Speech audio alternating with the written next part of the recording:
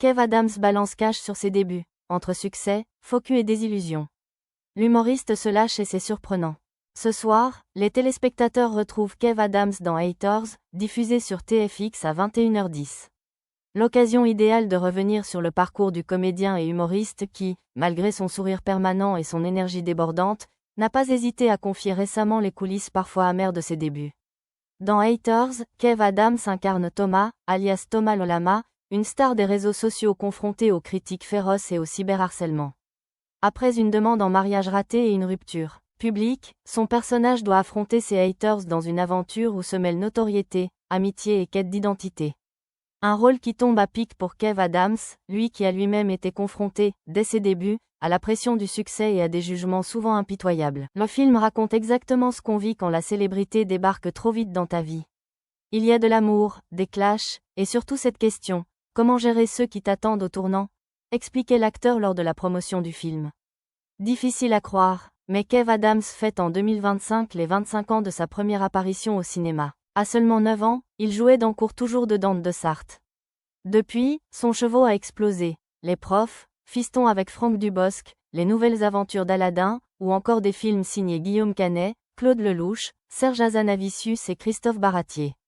À côté du grand écran, celui qui a une ex en commun avec Leonardo DiCaprio n'a jamais lâché la télévision. Entre 2011 et 2015, il a marqué toute une génération avec Soda, la série de M6 où il donnait la réplique à William Lébril. J'ai fait Soda pendant 5 ans, on était matin, midi et soir à la télé. C'était mes études, j'ai tout appris là-bas, se souvient Kev Adams, visiblement ému, mais lucide. Plus récemment, on l'a retrouvé juré de Mask Singer sur TF1, un rôle qu'il adore. J'aime la télé, j'ai grandi avec. Le gosse en moi trouvera toujours qu'être sur TF1 à 20h50, c'est un truc de ouf, s'amuse-t-il. Et il le dit lui-même, il veut profiter de ces dernières années où la télé garde encore cette magie. Garde une vraie tendresse pour ses débuts, Kev Adams reconnaît aussi les zones d'ombre de cette période. Dans le podcast Boom Boom, diffusé le 20 juillet dernier, il a raconté son sentiment mitigé à propos de l'époque Soda.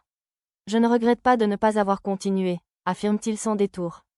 Puis il nuance, ça a été des années extraordinaires, j'ai appris mon métier là-bas, mais je trouve qu'il y a eu beaucoup de faux culs. Une déclaration franche, qui rappelle que l'humour et le succès s'accompagnent souvent de critiques acides. C'était le début des réseaux sociaux, les gens ne nous rataient pas. Aujourd'hui tout le monde est nostalgique et trouve ça génial, mais à l'époque. Pas tant que ça, confie-t-il avec un sourire ironique.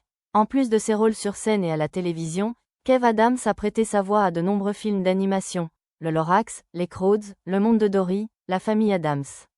Une activité qui lui tient particulièrement à cœur et qui lui permet de toucher un public plus jeune. Et bien sûr, l'ex d'Iris Mittenare reste humoriste avant tout.